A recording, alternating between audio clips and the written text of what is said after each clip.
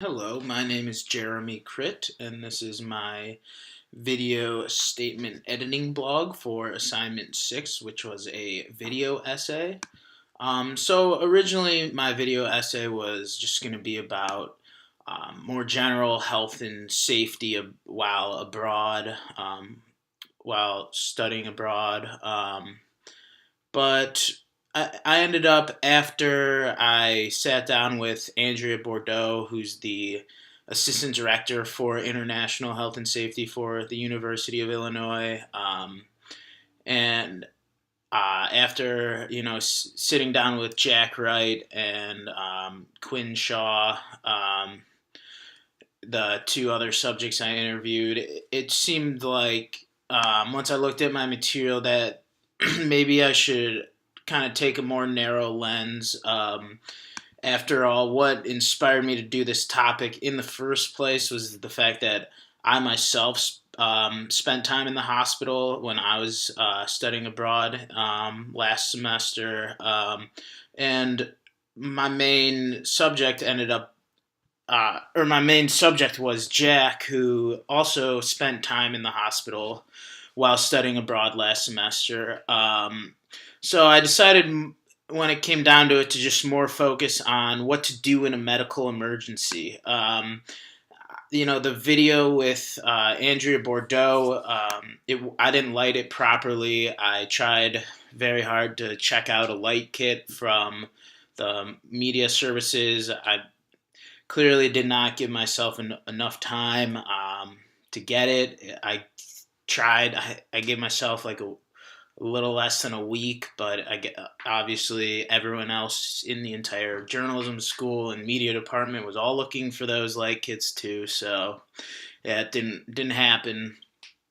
Um, so I decided the less of the video of her, the better. Also because it's very important information, but at the same time, it can be very dry. And at the end of the day, I'd rather have people actually watch and be interested in the story, and actually take away some things that should be taken away than not be interested at all and just not, and then the video have no effect.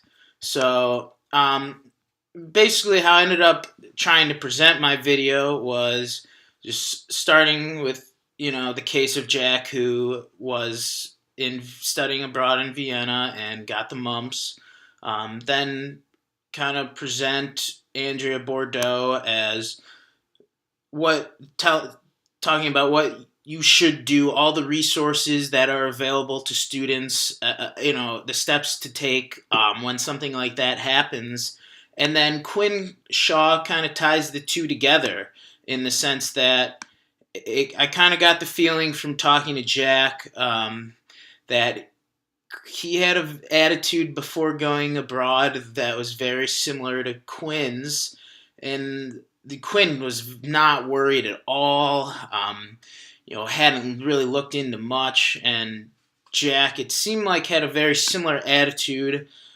So it was kind of like Quinn was what Jack, what Jack should have done, and it was showing.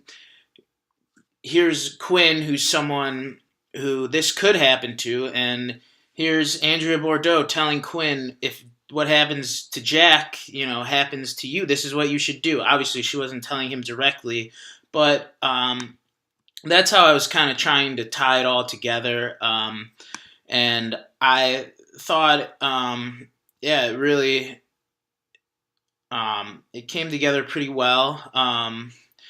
And I think maybe the one confusing aspect of it is it's a little unclear about what the insurance service, what of that Jack actually used.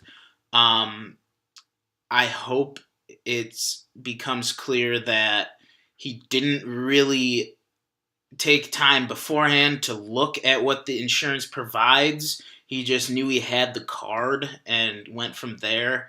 Didn't really use any of the resources besides, the the healthcare card.